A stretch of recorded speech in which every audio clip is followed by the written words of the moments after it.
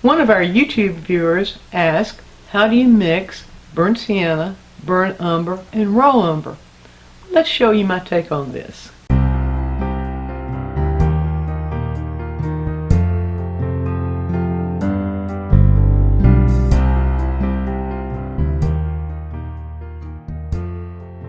We will begin with one thing, and that is that everything that will come out of a tube that's labeled paint for the artist or artist paint is going to have a hue.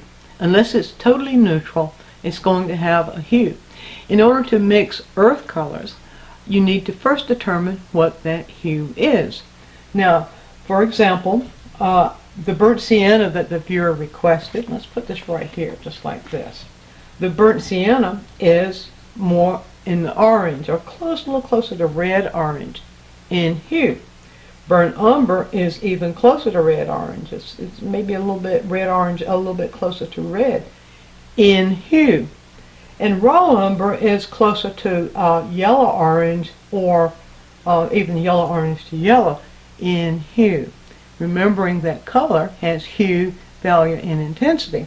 And all three of these colors are dark value, and they're very, very, very low in intensity. So how do we lower the intensity of these hues? And we know the answer to that already. It's by adding their complement. So the orange, the red orange, which is burnt sienna, we would add blue. And let's just do that before I go on and show you how we get burnt sienna by adding orange and blue. So I'll come down to the palette here. Now I'm going to mix an orange here. I don't have an orange per se on my palette, but I do have colors that will create an orange. So I'm just going to mix alizarin crimson and the cadmium yellow deep. This is the cadmium yellow deep that's made by Rembrandt. I'm just going to mix those to make an orange right here, just like that. Now you know an orange can be can kind of fluctuate a little bit. We might pure orange and a little more towards red in some oranges, and a little bit more towards yellow on others, but basically there's an orange. Now when I put this on the back of my palette and I can put it here, you see how very bright, intense that orange is. Now let's gradually add a little blue to that orange. We'll gradually add blue into this orange. Now when I do that, and here's a good clue for you, as I do that, as I begin to pull the blue into it, if it starts appearing green, then I know it doesn't have enough red. Red and green are complements. So I will have to pull a little bit more red into that orange, which I just did. There we go, right there. A little bit more red. So it depends upon which orange you have. You can't just take any orange out of a tube, put it down, take any blue out of the tube, add to it, and know that you're going to get burnt sienna. You adjust according to what you know how color works. So if an orange has more red in it, then it's going to require, if an orange has more red in it, it's going to require a blue that has more green in it. If the orange has more yellow in it, it's going to require a blue that leans a little bit more towards purple.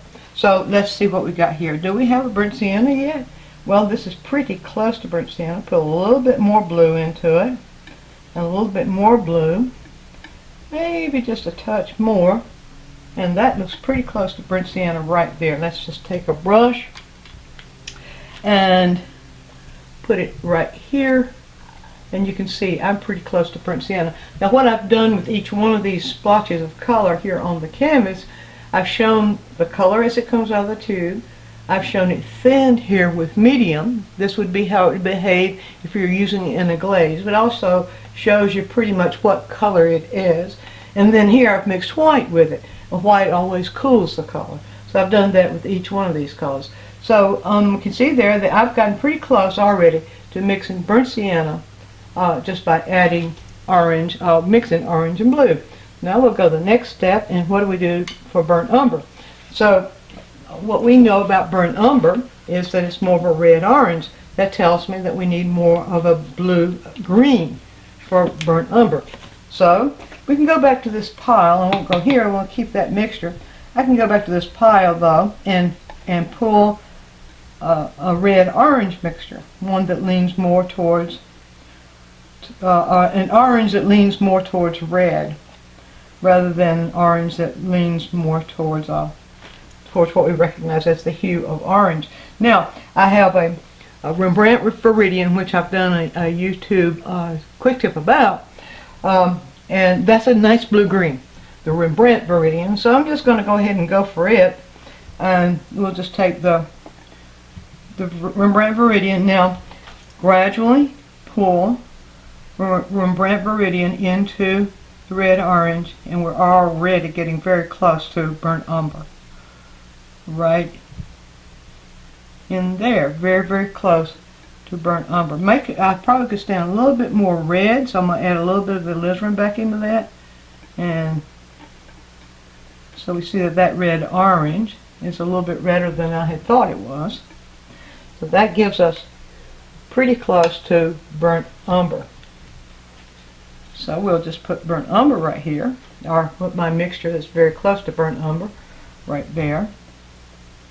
And put that. Get that a little bit. There we go. It's very, very close to burnt umber. Now for raw umber, as it appears on the color wheel, and the hue of raw umber is more yellow-orange. So that would tell us, if it's more yellow-orange, it tells us that we need more of a blue-violet. So if I start out with yellow-orange, now this is yellow-orange right here. It may be a yellow-orange that needs to become a little bit more orange, but we'll find out in just a moment. Now I can take the ultramarine blue, add a little bit of, oddly, viridian to it, and I get a blue-violet. Now, of course, these things may have to be adjusted, but this is what we start with.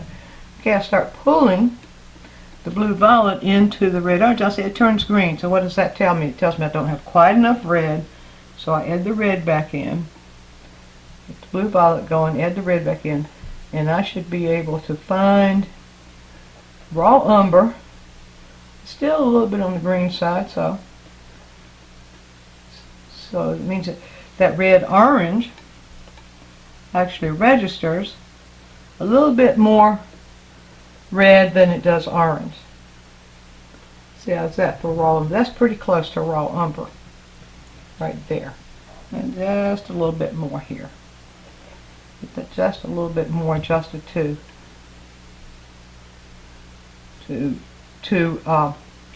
yeah, that's pretty close to raw umber. So I will pull that one out. So you can play with these colors. It's fun to play with color. And it's fun for me right in there. That's very, very close. It's not quite as dark. This mixture is not quite as dark as the